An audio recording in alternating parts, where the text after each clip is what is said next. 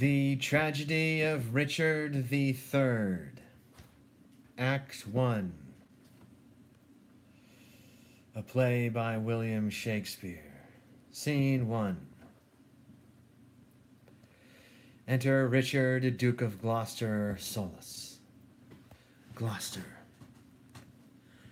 Now is the winter of our discontent made glorious summer by this son of York, and all the clouds that lowered upon our house, in the deep bosom of the ocean buried, now are our brows bound with victorious wreaths, our bruised arms hung up for monuments, our stern alarums changed to merry meetings, our dreadful marches to delightful measures.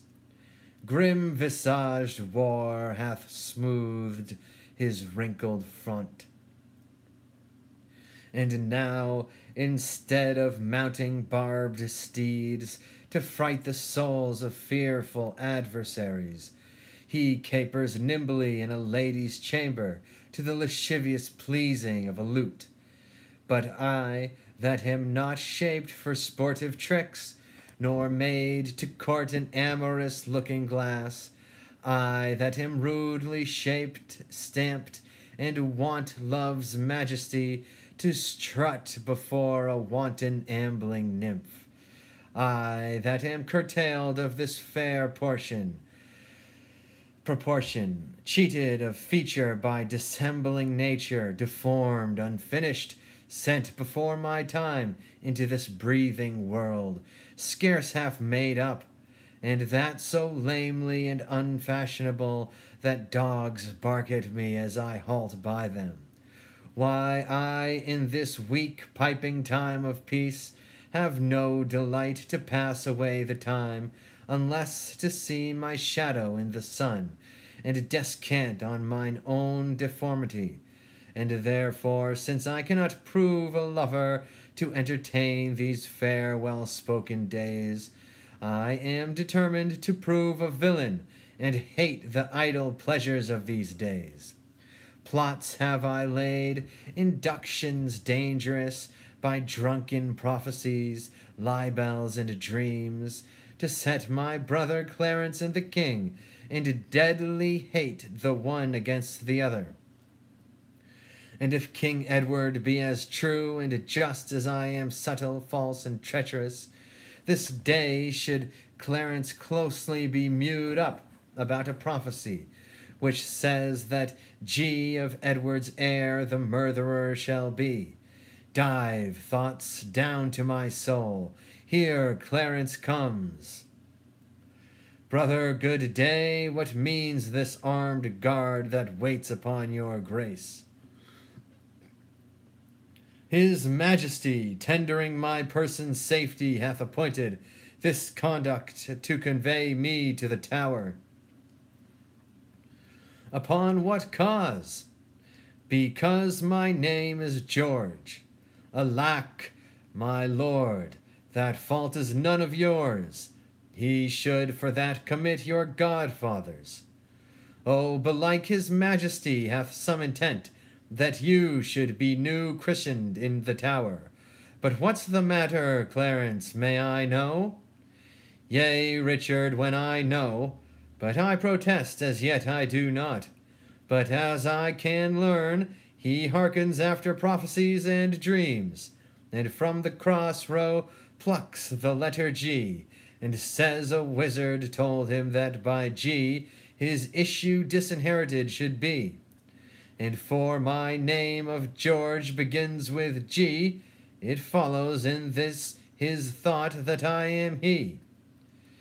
These, as I learn, and such like toys as these, hath moved his highness to commit me now.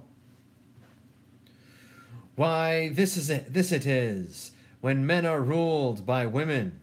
'Tis not the king that sends you to the Tower, my Lady Grey, his wife, Clarence, 'tis she that tempers him to this extremity.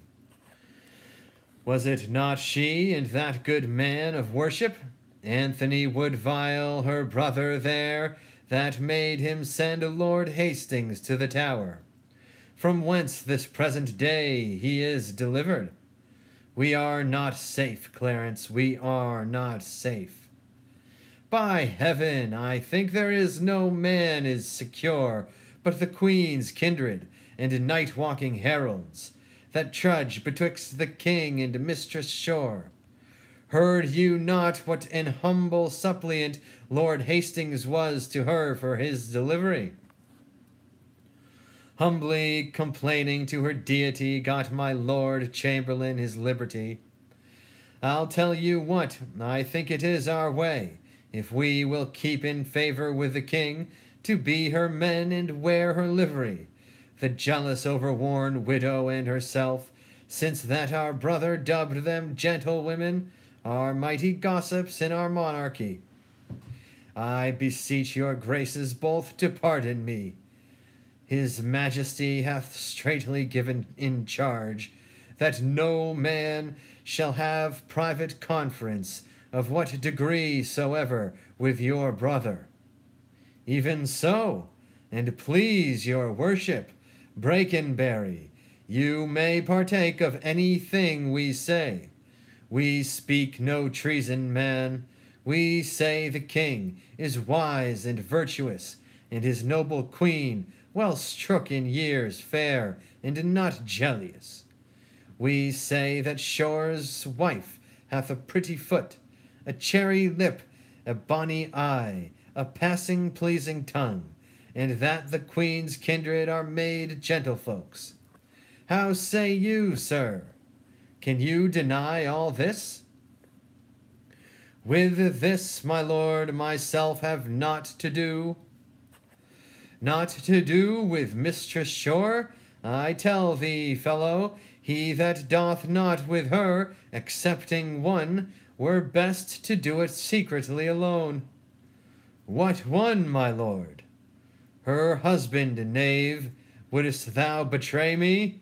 I do beseech your grace to pardon me, and withal forbear your conference with the noble duke. We know thy charge, Brakenbury, and will obey. We are the queen's abjects, and must obey. Brother, farewell, I will unto the king, and whatsoever you will employ me in, were it to call King Edward's widow's sister, I will perform it to enfranchise you. Meantime, this deep disgrace in brotherhood touches me deeper than you can imagine. I know it pleaseth neither of us well. Well, your imprisonment shall not be long.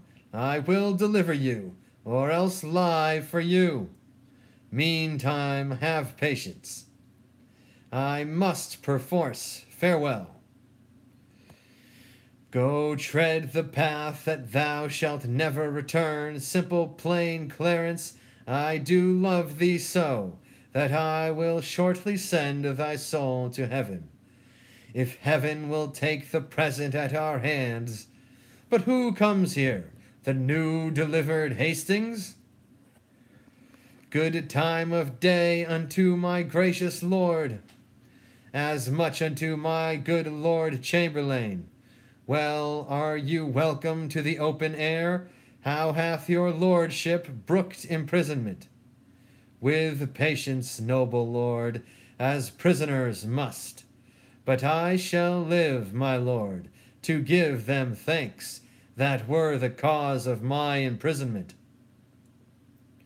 No doubt, and so shall Clarence too, for they that were your enemies are his, and have prevailed as much on him as you. More pity that the eagles should be mewed, while kites and buzzards pray at liberty. What news abroad? No news so bad abroad as this at home. The king is sickly, weak, and melancholy, and his physicians fear him mightily. Now, by St. John, that news is bad indeed. Oh, he hath kept an evil diet long, and overmuch consumed his royal person. 'tis very grievous to be thought upon. Where is he? In his bed? He is. Go you before, and I will follow you. He cannot live, I hope, and must not die, till George be packed with post-horse up to heaven. I'll in to urge his hatred more to Clarence, with lies well steeled with weighty arguments.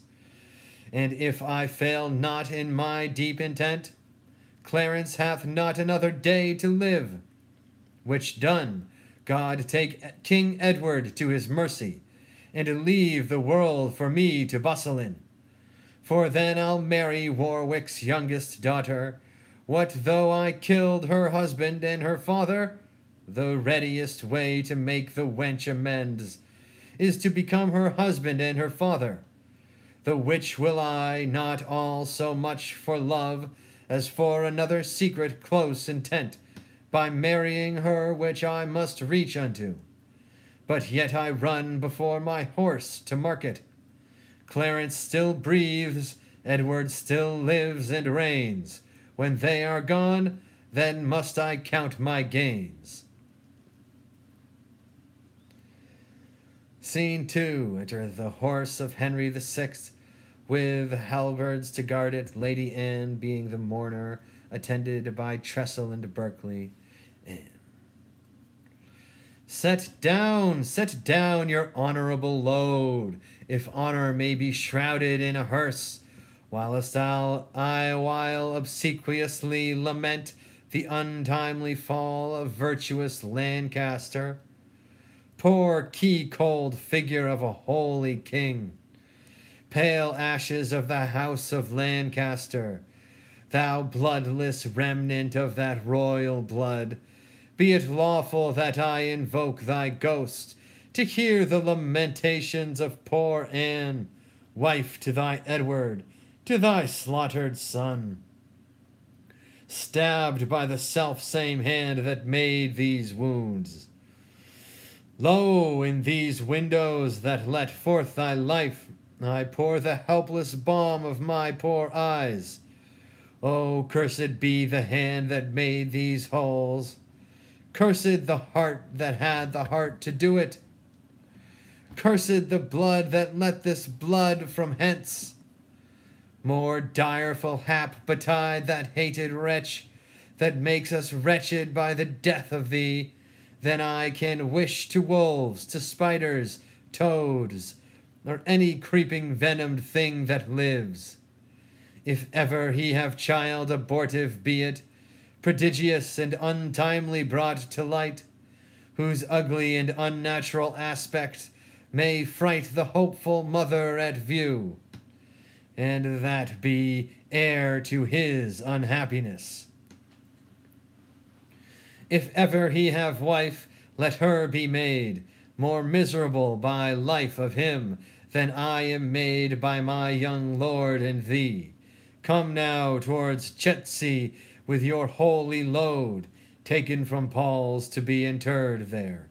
And still as you are weary of this weight, rest you, whiles I lament King Henry's course. Stay you that bear the corse, and set it down.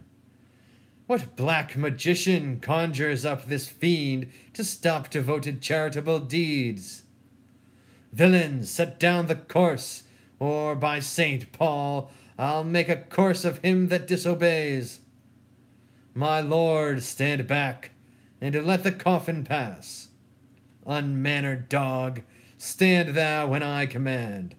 Advance thy halberd higher than my breast, or by St. Paul I'll strike thee to my foot, and spurn upon thee, beggar, for thy boldness. What, do you tremble? Are you all afraid? Alas, I blame you not, for you are mortal, and mortal eyes cannot endure the devil. Avaunt, thou dreadful minister of hell! Thou hadst but power over his mortal body. His soul thou canst not have, therefore begone. Sweet saint, for charity be not so cursed. Foul devil, for God's sake hence, and trouble us not, for thou hast made the happy earth thy hell, filled it with cursing cries and deep exclaims. If thou delight to view thy heinous deeds, behold this pattern of thy butcheries. O gentlemen, see, see dead Henry's wounds, open their congealed mouths and bleed afresh. Blush, blush, thou lump of foul deformity, for 'tis thy presence that exhales this blood, from cold and empty veins where no blood dwells. Thy deeds, inhuman and unnatural, provokes this deluge most unnatural. O God, which this blood maddest revenge his death. O earth, which this blood drinkest, revenge his death. Either heaven with the lightning strike the murderer dead, or earth gape open wide and eat him quick, as thou dost swallow up this good king's blood, which his hell-governed arm hath butchered. Lady, you know no rules of charity, which renders good for bad, blessings for curses. Villain, thou knowest nor law of God nor man, no beast so fierce but it knows some touch of pity. But I know none, and therefore am no beast. Oh, wonderful, when devils tell the troth! More wonderful when angels are so angry. Vouchsafe, divine perfection of a woman, of these supposed crimes to give me leave by circumstance but to acquit myself. Vouchsafe, diffused infection of a man, of these known evils, but to give me leave by circumstance to accuse thy cursed self. Fairer than tongue can name thee, let me have some patient leisure to excuse myself. Fouler than heart can think thee, thou canst make no excuse current, but to hang thyself. By such despair I should accuse myself, and by despairing shalt thou stand excused, for doing worthy vengeance on thyself, that didst unworthy slaughter upon others. Say that I slew them not, then say they were not slain, but dead they are, and devilish slave by thee. I did not kill your husband. Why, then, he is alive. Nay, he is dead, and slain by Edward's hands. In thy foul throat thou liest. Queen Margaret saw thy murderous falchion smoking in his blood, the which thou once didst bend against her breast, but that thy brothers beat aside the point. I was provoked by her slanderous tongue, that laid their guilt upon my guiltless shoulders. Thou wast provoked by thy bloody mind, that never dreamest on naught but butcheries. Didst thou not kill this king? I grant ye. Dost grant me, hedgehog? Then God grant me too. Thou mayest be damned for that wicked deed. Oh, he was gentle, mild, and virtuous. The better for the King of heaven that hath him. He is in heaven, where thou shalt never come. Let him thank me that holp to send him thither, for he was fitter for that place than earth, and thou unfit for any place but hell. Yes, one place else, if you will hear me name it, some dungeon, your bed-chamber. I'll rest betide the chamber where thou liest. So will it, madame, till I lie with you. I hope so. I know so. But, gentle Lady Anne, to leave this keen encounter of our wits and fall something into a slower method is not the causer of the timeless depths. Of these Plantagenets, Henry and Edward, as blameful as the executioner, Thou wast the cause and most accursed effect. Your beauty was the cause of that effect. Your beauty that did haunt me in my sleep, to undertake the death of all the world, so I might live 1 hour in your sweet bosom. If I thought that, I tell thee homicide. These nails should rent that beauty from my cheeks. These eyes could not endure that beauty's rack. You should not blemish it, if I stood by, as all the world is cheered by the sun. So I by that, it is my day, my life. Black night overshade thy day, and death thy life. Curse not thyself, fair creature, thou art both. I would I were to be revenged on thee. It is a quarrel most unnatural, to be revenged on him that loveth thee. It is a quarrel just and reasonable, to be revenged on him that killed my husband. He that bereft thee, lady, of thy husband, did it to help thee to a better husband. His better doth not breathe upon the earth. He lives that loves thee better than he could. Name him, Plantagenet. Why, that was he. The self-same name, but one of better nature. Where is he? Here. Why dost thou spit at me? Would it were mortal poison for thy sake? Never came poison from so sweet a place. Never hung poison on a fowl or toad. Out of my sight, thou dost infect mine eyes. Thine eyes, sweet lady, have infected mine. Would they were basilisks to strike thee dead. I would they were, that I might die at once. For now they kill me with a living death. Those eyes of thine from mine have drawn salt tears, shamed their aspects with store of childish drops. These eyes, which never shed remorseful tear. No, when my father York and Edward wept to hear the piteous moan that Rutland made, when black-faced Clifford shook his sword at him, nor when the warlike father like a child told the sad story of my father's death, and 20 times made pause to sob and weep, that all the standers by had wet their cheeks like trees bedashed with rain in that sad time. My manly eyes did scorn a humble tear, and what these sorrows could not thence exhale, thy beauty hath, and made them blind with weeping. I never sued to friend nor enemy, my tongue never could learn sweet smoothing word, but now thy beauty is proposed my fee. My proud heart sues, my prompts tongue to speak, and prompts my tongue to speak. Teach not thy lips such scorn, for it was made for kissing, lady, not for such contempt.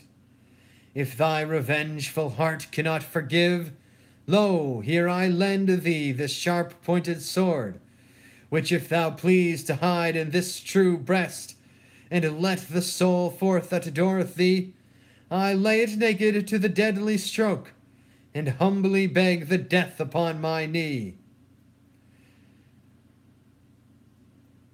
Nay, do not pause, for I did kill King Henry, but 'twas thy beauty that provoked me. Now, nay, now dispatch, 'twas I that stabbed young Edward, but 'twas thy heavenly face that set me on.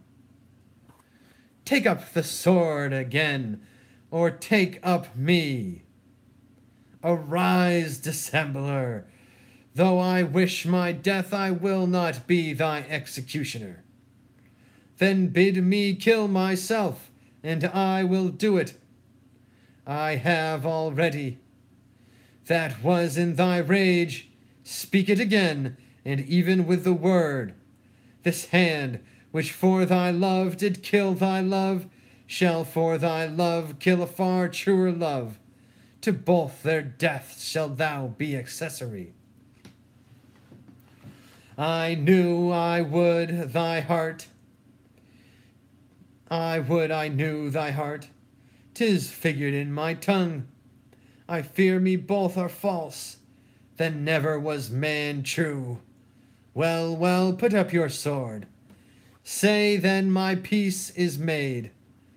That shalt thou know hereafter. But shall I live in hope? All men, I hope, live so. Vouchsafe to wear this ring. To take is not to give. Look how my ring encompasseth thy finger, even so thy breast encloseth my poor heart. Wear both of them, for both of them are thine. And if thy poor devoted servant may but beg one favor at thy gracious hand, thou dost confirm his happiness forever. What is it?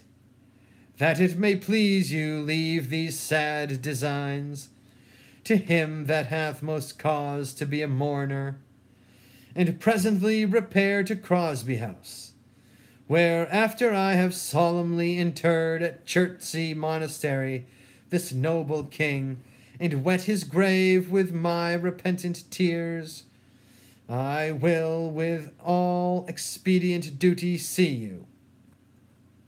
For divers unknown reasons I beseech you, grant me this boon.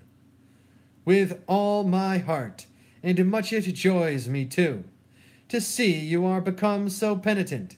Chussel and Berkeley, go along with me. Bid me farewell. 'Tis more than you deserve, but since you teach me how to flatter you, imagine I have said farewell already. Sirs, take up the course. Towards Chertsey, noble lord. No, to Whitefriars. There attend my coming. Was ever woman in this humor wooed? Was ever woman in this humor won? I'll have her, but I will not keep her long. What?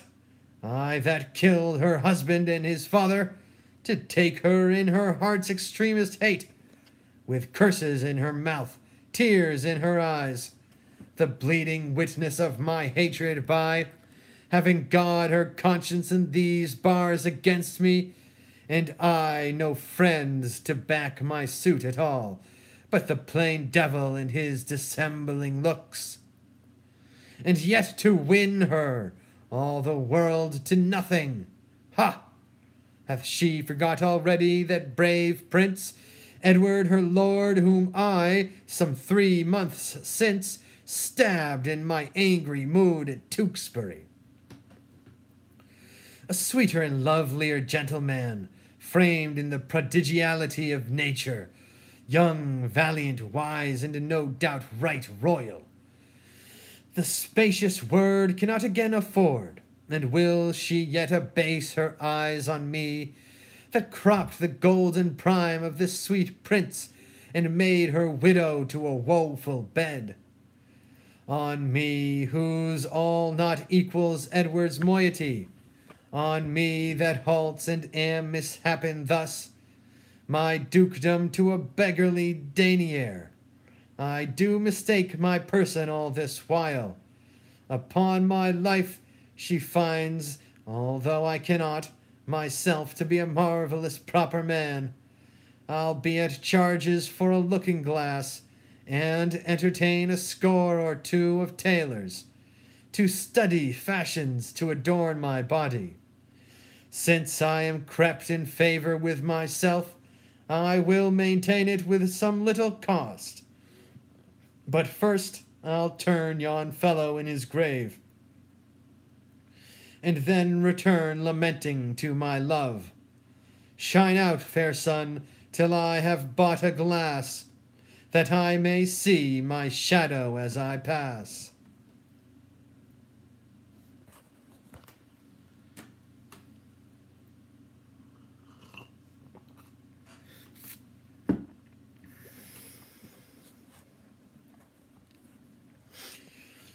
Scene 3. Enter the Queen, Mother Elizabeth, Lord Rivers, Marquess of Dorset, and Lord Grey. Have patience, madame. There's no doubt his majesty will soon recover his accustomed health. In that you brook it ill, it makes him worse.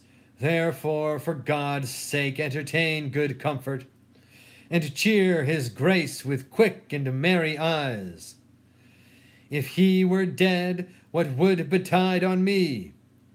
No other harm but loss of such a lord. The loss of such a lord includes all harms. The heavens have blessed you with a goodly son, to be your comforter when he is gone. Ah, he is young, and his minority is put unto the trust of Richard Gloucester, a man that loves not me, nor none of you. Is it concluded he shall be protector?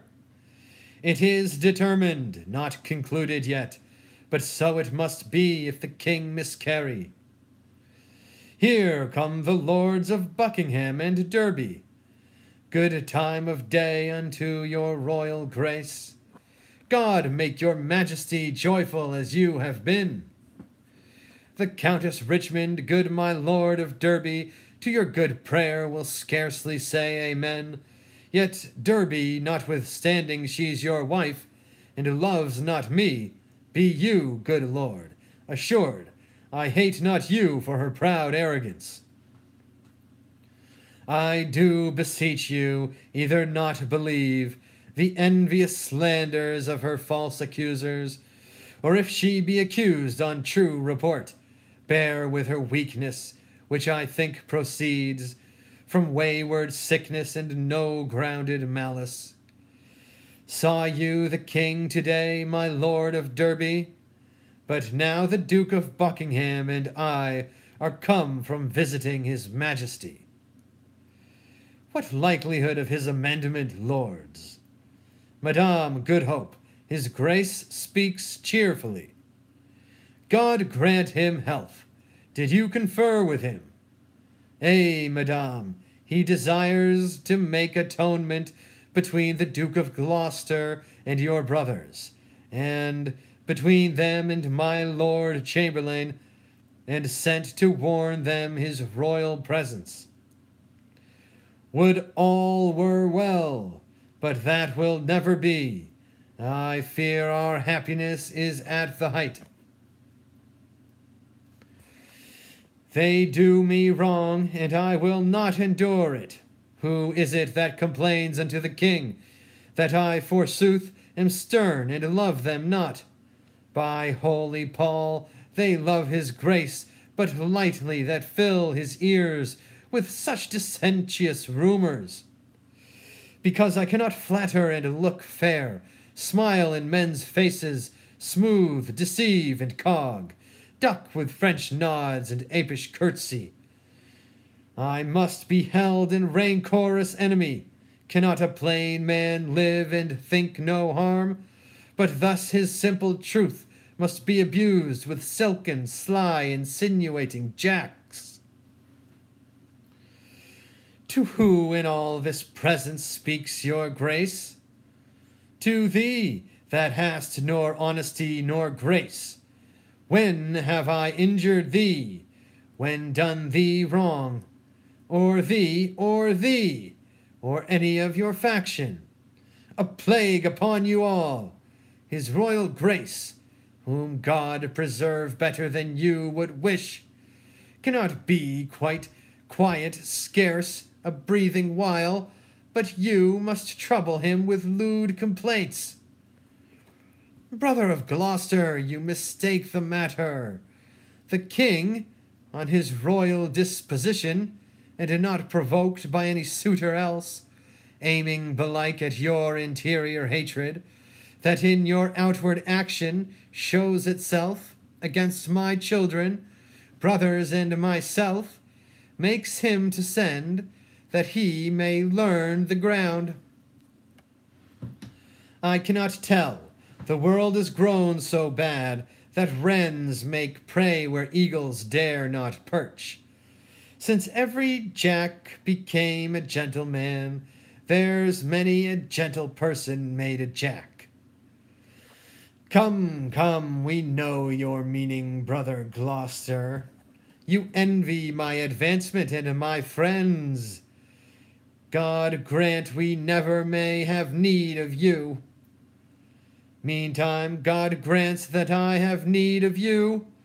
Our brother is imprisoned by your means, myself disgraced, and the nobility held in contempt, while great promotions are daily given to ennoble those that scarce some 2 days since were worth a noble. By him that raised me to this careful height, from that contented hap which I enjoyed, I never did incense his majesty against the Duke of Clarence, but have been an earnest advocate to plead for him. My lord, you do me shameful injury, falsely to draw me in these vile suspects. You may deny that you were not the mean of my Lord Hastings's late imprisonment. She may, my lord, for she may Lord Rivers. Why, who knows not so? She may do more, sir, than denying that. She may help you to many fair preferments, and then deny her aiding hand therein, and lay those honors on your high desert. What may she not, she may, marry may she. What, marry may she? What, marry may she? Marry with a king, a bachelor, and a handsome stripling too. I wis your grandam had a worser match. My lord of Gloucester, I have too long borne your blunt upbraidings and your bitter scoffs. By heaven, I will acquaint his majesty of those gross taunts that oft I have endured. I had rather be a country servant maid than a great queen with this condition, to be so baited, scorned, and stormed at. Small joy have I in being England's queen, and lessened be that small God, I beseech him. Thy honor, state, and seat is due to me. What? Threat you me with telling the king? Tell him, and spare not. Look what I have said. I will avouch it in presence of the king. I dare adventure to be sent to the Tower. 'Tis time to speak, my pains are quite forgot. Out, devil! I do remember them too well. Thou killedst my husband Henry in the Tower, and Edward my poor son at Tewkesbury. Ere you were queen, or your husband king, and I was a pack horse in his great affairs, a weeder out of his proud adversaries, a liberal rewarder of his friends. To royalize his blood I spent mine own. And much better blood than his or thine. In all which time you and your husband Grey were factious for the house of Lancaster, and Rivers, so were you. Was not your husband in Margaret's battle at St. Albans slain? Let me put in your minds, if you forget, what you have been ere this, and what you are, with all what I have been and what I am. A murderous villain, and so still thou art. Poor Clarence did forsake his father Warwick, and forswore himself, which Jesu pardon, which God revenge, to fight on Edward's party for the crown, and for his meed, poor lord, he is mewed up. I would to God my heart were flint like Edward's, or Edward's soft and pitiful like mine. I am too childish, foolish for this world. Heave thee to hell for shame, and leave this world. Thou cacodemon, there thy kingdom is. My lord of Gloucester, in those busy days, which here you urge to prove us enemies, we followed then our lord, our sovereign king. So should we you, if you should be our king. If I should be, I had rather be a peddler, far be it from my heart the thought thereof. As little joy, my lord, as you suppose you should enjoy, were you this country's king. As little joy you may suppose in me, that I enjoy being the queen thereof. A little joy enjoys the queen thereof, for I am she, and altogether joyless. I can no longer hold me patient. Hear me, you wrangling pirates, that fall out in sharing that which you have pilled from me. Which of you trembles not that looks on me? If not that I am queen, you bow like subjects. Yet that by you deposed, you quake like rebels. Ah, gentle villain, do not turn away. Foul wrinkled witch, thou makest thou in my sight? But repetition of what thou hast marred, that will I make before I let thee go. Wert thou not banished on pain of death? I was, but I do find more pain in banishment than death can yield me here by my abode. A husband and a son thou owest to me, and thou a kingdom, all of you allegiance. This sorrow that I have, by right is yours, and all the pleasures you usurp are mine. The curse my noble father laid on thee, when thou didst crown his warlike brows with paper, and with scorns drewest rivers from his eyes, and then to dry them gavest the Duke a clout, steeped in the faultless blood of pretty Rutland. His curses then, from bitterness of soul denounced against thee, are all fallen upon thee, and God, not we, hath plagued thy bloody deed. So just is God to right the innocent. Oh, 'twas the foulest deed to slay that babe, and the most merciless that ever was heard of. Tyrants themselves wept when it was reported. No man but prophesied revenge for it. Northumberland, then present, wept to see it. What? Were you snarling all before I came, ready to catch each other by the throat, and turn you all your hatred now on me? Did York's dread curse prevail so much with heaven that Henry's death, my lovely Edward's death, their kingdom's loss, my woeful banishment, should all but answer for that peevish brat? Can curses pierce the clouds and enter heaven? Why then give way, dull clouds, to my quick curses. Though not by war, by surfeit die your king, as ours by murder, to make him a king. Edward thy son, that now is Prince of Wales, for Edward our son, that was Prince of Wales, die in his youth by like untimely violence.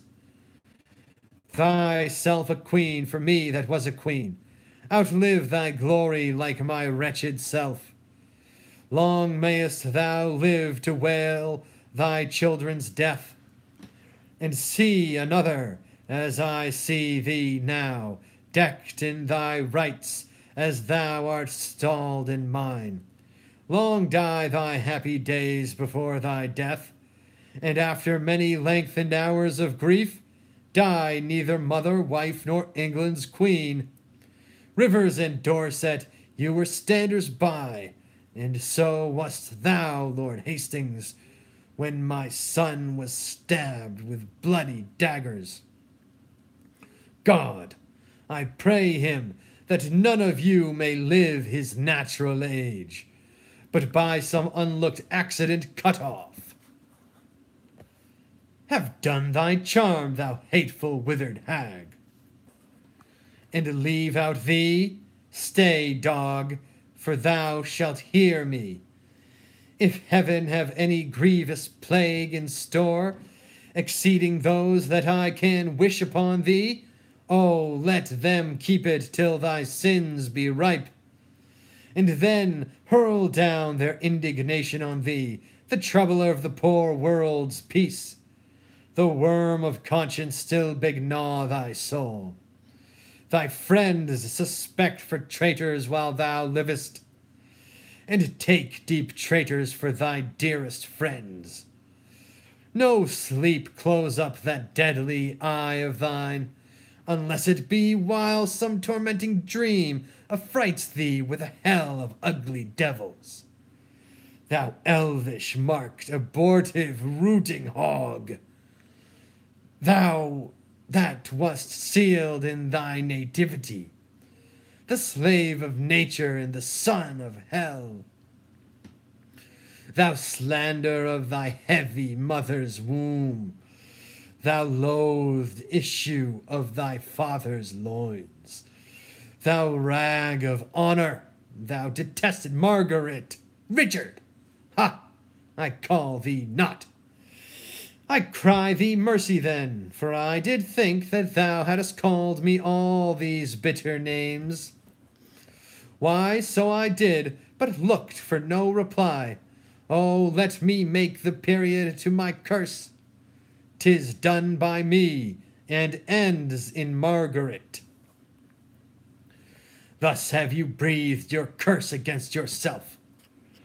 Poor painted queen, vain flourish of my fortune, why strewest thou sugar on that bottled spider, whose deadly web ensnareth thee about? Fool, fool, thou whettest a knife to kill thyself. The day will come that thou shalt wish for me to help thee curse this poisonous bunch-backed toad. False boding woman, end thy frantic curse, lest to thy harm thou move our patience. Foul shame upon you, you have all moved mine.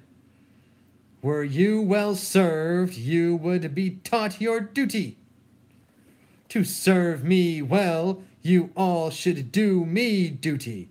Teach me to be your queen, and you my subjects. Oh, serve me well, and teach yourselves that duty. Dispute not with her, she is a lunatic. Peace, Master Marquess, you are malapert. Your fire new stamp of honor is scarce current. Oh, that your young nobility could judge what 'twere to lose it and be miserable. They that stand high have many blasts to shake them, and if they fall, they dash themselves to pieces. Good counsel, Mary, learn it, Marquess. It touches you, my lord, as much as me. Ay, and much more. But I was born so high. Our eyrie buildeth in the cedar's top, and dallies with the wind and scorns the sun, and turns the sun to shade. Alas, alas, witness my son, now in the shade of death, whose bright outshining beams thy cloudy wrath hath in eternal darkness folded up. Your eyrie buildeth in our eyrie's nest. O God, that seest it, do not suffer it. As it is won with blood lost, be it so. Peace, peace, for shame, if not for charity. Urge neither charity nor shame to me. Uncharitably with me have you dealt, and shamefully my hopes by you are butchered. My charity is outrage, life my shame, and in that shame still live my sorrow's rage. Have done, have done. O princely Buckingham, I'll kiss thy hand, in sign of league and amity with thee. Now fair befall thee in thy noble house. Thy garments are not spotted with our blood, nor thou within the compass of my curse. Nor no one here, for curses never pass the lips of those that breathe them in the air. I will not think, but they ascend the sky, and there awake God's gentle sleeping peace. O Buckingham, take heed of yonder dog. Look, when he fawns, he bites, and when he bites, his venom tooth will rankle the death. Have not to do with him, beware of him. Sin, death, and hell have set their marks on him, and all their ministers attend on him. What doth she say, my lord of Buckingham? Nothing that I respect, my gracious lord. What dost thou scorn me for, my gentle counsel, and soothe the devil that I warn thee from? Oh, but remember this another day, when he shall split thy very heart with sorrow, and say poor Margaret was a prophetess. Live each of you the subjects to his hate, and he to yours, and all of you to God's. My hair doth stand an end to hear her curses, and so doth mine. I muse why she's at liberty. I cannot blame her, by God's holy mother. She hath had too much wrong, and I repent my part thereof that I have done to her.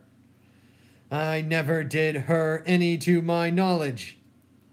Yet you have all the vantage of her wrong. I was too hot to do somebody good, that is too cold in thinking of it now. Marry, as for Clarence, he is well repaid. He is franked up to fatting for his pains. God pardon them that are the cause thereof.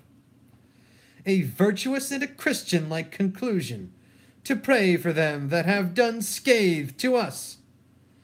So do I ever, being well advised, for had I cursed now, I had cursed myself. Madame, his majesty doth call for you, and for your grace and yours, my gracious lord. Catesby, I come. Lords, will you go with me? We wait upon your grace. I do the wrong, and first begin to brawl. The secret mischiefs that I set abroach, I lay unto the grievous charge of others. Clarence, who I indeed have cast in darkness, I do beweep to many simple gulls, namely to Derby, Hastings, Buckingham, and tell them 'tis the Queen and her allies that stir the king against the Duke my brother. Now they believe it, and withal wet me to be revenged on Rivers, Dorset, Grey. But then I sigh, and, with a piece of scripture, tell them that God bids us do good for evil, and thus I clothe my naked villainy with odd old ends stolen forth of holy writ, and seem a saint when most I play the devil. But soft, here come my executioners. How now, my hardy, stout, resolved mates, are you now going to dispatch this thing? We are, my lord, and come to have the warrant that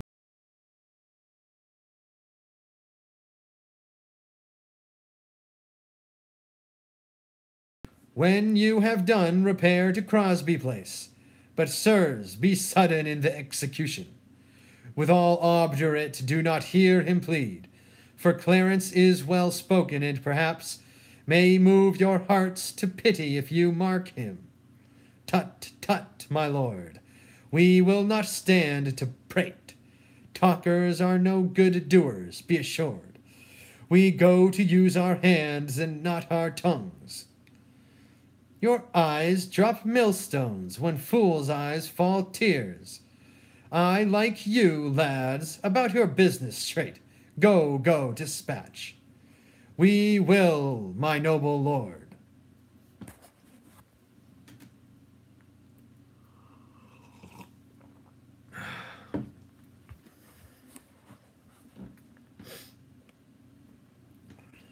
Scene 4. Enter Clarence and Keeper.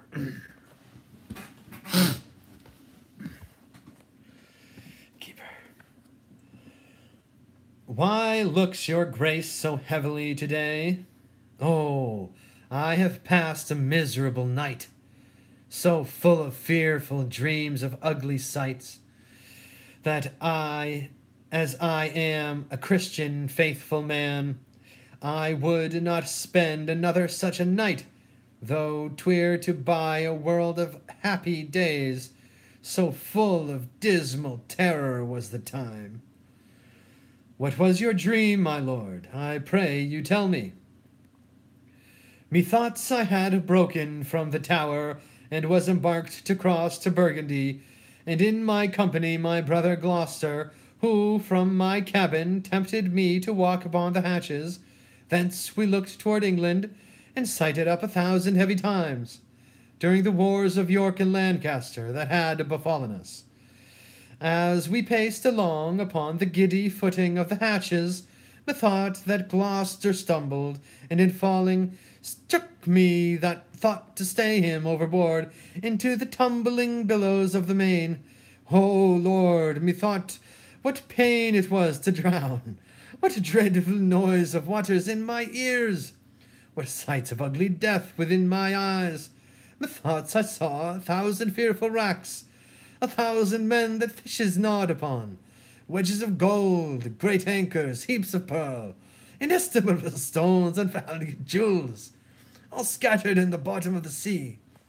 Some lay in the dead man's skull, and in the holes where eyes did once inhabit, there were crept, as 'twere in scorn of eyes, reflecting gems, that wooed the slimy bottom of the deep, and mocked the dead bones that lay scattered by. Had you such leisure in the time of death to gaze upon these secrets of the deep? Methought I had, and often I did strive to yield the ghost, but still the envious flood stopped in my soul, and would not let it forth, to find the empty, vast, and wandering air, but smothered it within my panting bulk, who almost burst to belch it in the sea. Awaked you not in this sore agony? No, no, my dream was lengthened after life. Oh, then began the tempest to my soul. I passed, methought, the melancholy flood, with that sour ferryman which poets have right of, unto the kingdom of perpetual night.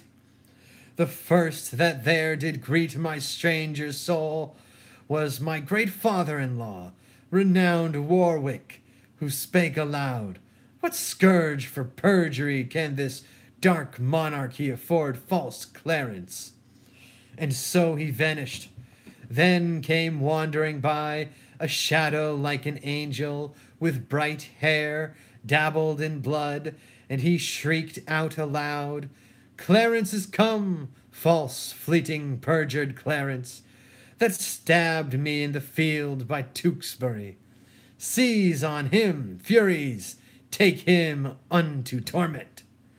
With that, methoughts, a legion of foul fiends environed me, and howled in mine ears such hideous cries, that with the very noise I trembling waked, and for a season after could not believe that I was in hell. Such terrible impression made my dream. No marvel, Lord, though it affrighted you, I am afraid, methinks, to hear you tell it. Ah, keeper, keeper, I have done these things, that now give evidence against my soul, for Edward's sake, and see how he requites me. O God, if my deep prayers cannot appease thee, but thou wilt be avenged on my misdeeds, yet execute thy wrath in me alone. Oh, spare my guiltless wife and my poor children. Keeper, I prithee sit by me a while. My soul is heavy, and I fain would sleep. I will, my lord. God give your grace good rest. Sorrow breaks seasons and reposing hours, makes the night morning and the noontide night. Princes have but their titles for their glories, an outward honor for an inward toil. And for unfelt imaginations, they often feel a world of restless cares, so that between their titles and low name, there's nothing differs but the outward fame. Ho! Who's there? Who's here? What wouldest thou, fellow? And how camest thou hither? I would speak with Clarence, and I came hither on my legs. What, so brief? 'Tis better, sir, than to be tedious. Let him see our commission, and talk no more. I am in this commanded to deliver the noble Duke of Clarence to your hands. I will not reason what is meant hereby, because I will be guiltless from the meaning. There lies the Duke asleep, and there the keys. I'll to the king and signify to him that thus I have resigned to you my charge. You may, sir, 'tis a point of wisdom. Fare you well. What, shall I stab him as he sleeps? No, he'll say 'twas done cowardly when he wakes. Why, he shall never wake until the great judgment day. Why, then he'll say we stabbed him sleeping. The urging of that word judgment hath bred a kind of remorse in me. What? Art thou afraid? Not to kill him, having a warrant, but to be damned for killing him, from the which no warrant can defend me. I thought thou hadst been resolute. So I am, to let him live. I'll back to the Duke of Gloucester, and tell him so. Nay, I prithee stay a little. I hope this passionate humour of mine will change. It was wont to hold me but while one tells 20. How dost thou feel thyself now? Faith, some certain dregs of conscience are yet within me. Remember our reward when the deed's done. Zounds, he dies! I had forgot the reward. Where's thy conscience now? Oh, in the Duke of Gloucester's purse.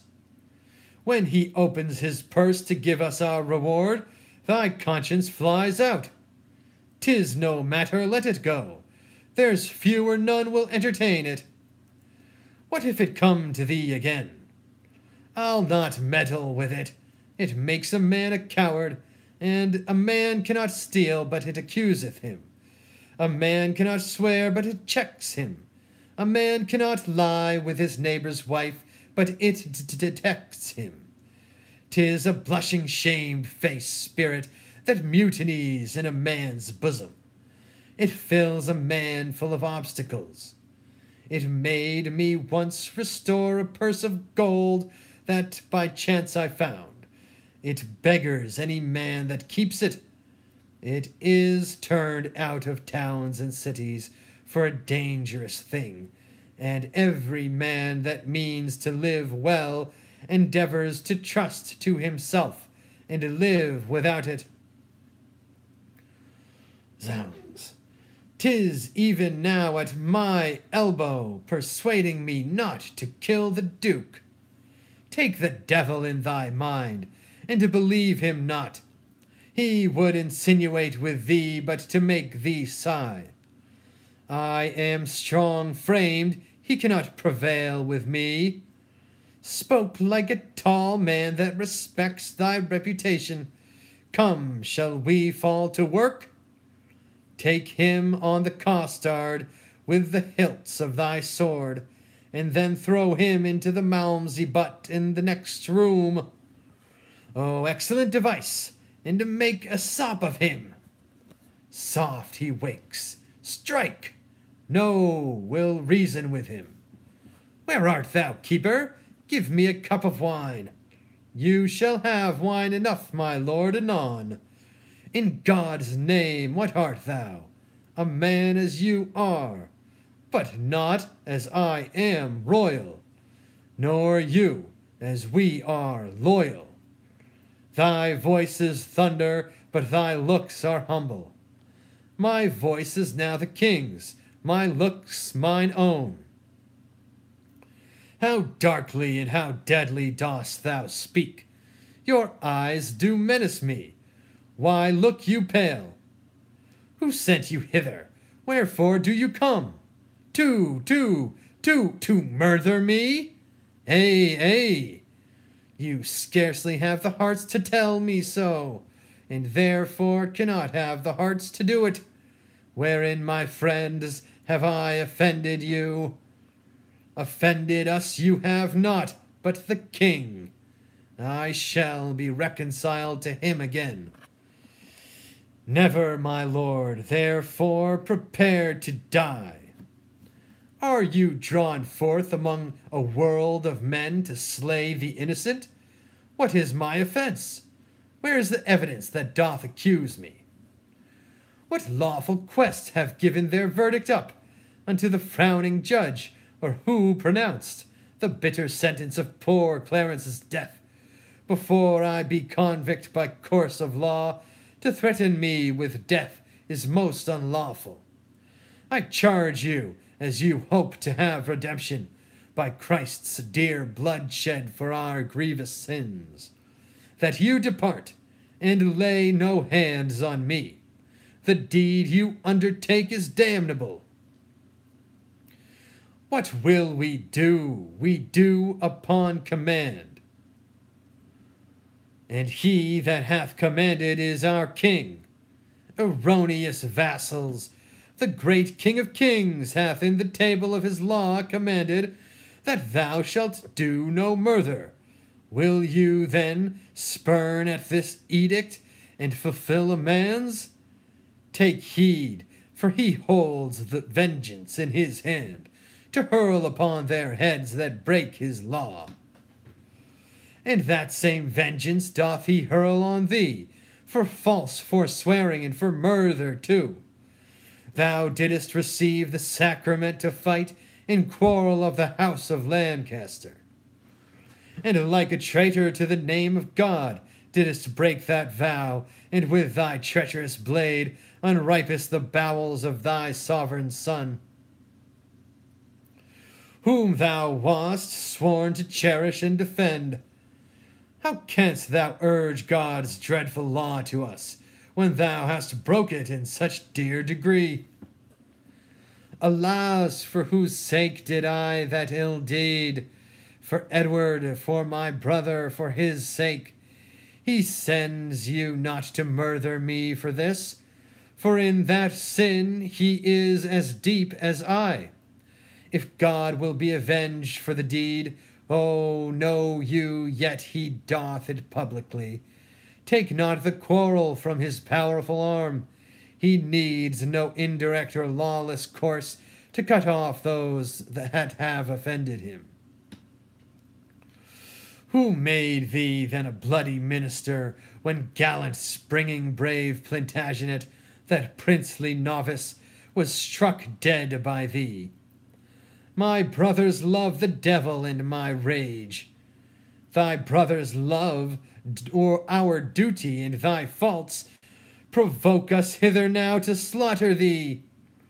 Oh, if you love my brother, hate not me. I am his brother, and I love him well.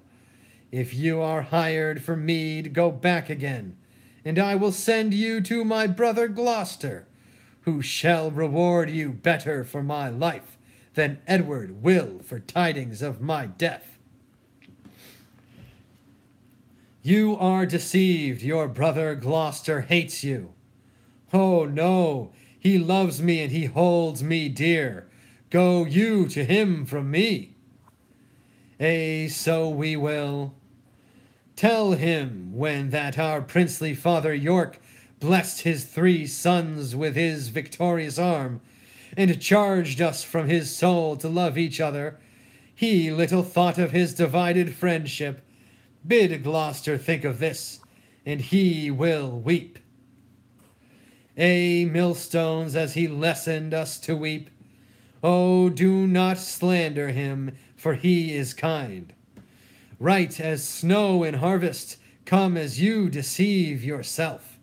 'Tis he that sends us to destroy you here.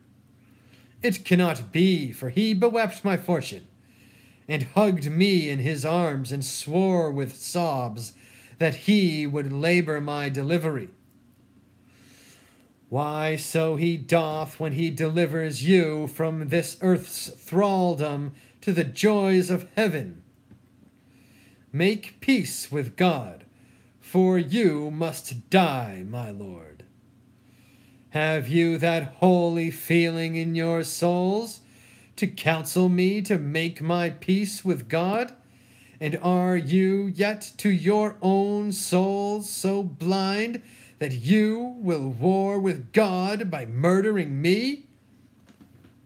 Oh, sirs, consider they that set you on to do this deed will hate you for the deed. What shall we do? Relent and save your souls. Which of you, if you were a prince's son, being pent from liberty as I am now, if 2 such murderers as yourselves come to you, would not entreat for life? Relent? No, 'tis cowardly and womanish. Not to relent is beastly, savage, devilish. My friend, I spy some pity in thy looks. Oh, if thine eye be not a flatterer, come thou on my side, and entreat for me, as you would beg, were you in my distress. A begging prince, what beggar pities not?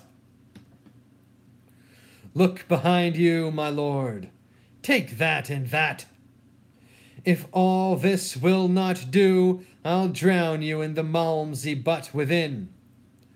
A bloody deed and desperately dispatched, how fain, like Pilate, would I wash my hands of this most grievous murder. How now, what meanest thou that thou helpest me not? By heavens, the Duke shall know how slack you have been. I would he knew that I had saved his brother. Take thou the fee and tell him what I say, for I repent me that the Duke is slain. So do not I. Go, coward as thou art. Well, I'll go hide the body in some hole, till that the Duke give order for his burial. And when I have my meed, I will away, for this will out, and then I must not stay. End of Act 1 of the tragedy of Henry III. Amen. Praise be to God. Jesus Christ. Child, sorry. Bless William Shakespeare. Yep. There's where I'm reading it. That's another thing. Okay.